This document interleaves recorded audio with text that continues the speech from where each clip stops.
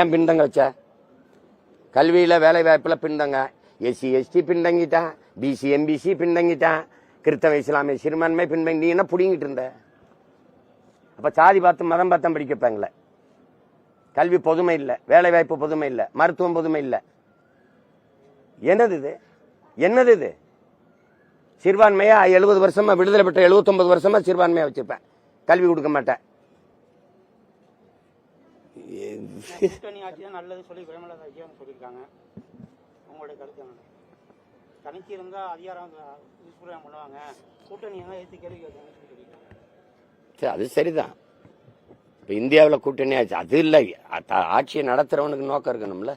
இந்தியாவில் கூட்டணி ஆட்சிகள் தான் பல முறை ஆண்டிருக்கு. வாஜ்பாய் ஐயா தலைமையிலையோ, ஐயா மன்மோகன் சிங் தலைமையிலையோ 2 முறை. கணக்கில்லாத சகிக்க முடியாத ஊழலால தானே ஆட்சியை மாத்தினாங்க.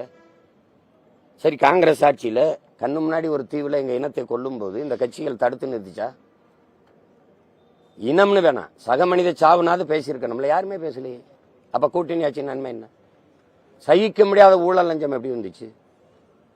எப்படி வந்துச்சு?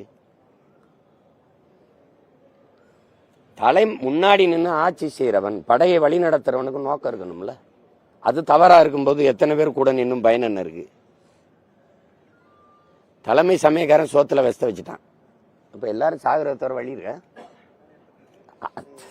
நீங்க எல்லாம் தான் வெங்காயம் வெட்டினீங்க, இவரெல்லாம் தான் வெள்ளைப்பூண்டு உரிச்சாரு, இவரெல்லாம் தான் அரிசி கலைஞ்சாரு. என்னடா தங்கச்சி, தலைமை சமயக்காரர் இருக்கான்ல, நீங்க எல்லாம் இருக்கும்போது உங்களுக்கு தெரியாம வெஸ்த கலந்துட்டான். நடக்கிறது என்ன இருக்கும்?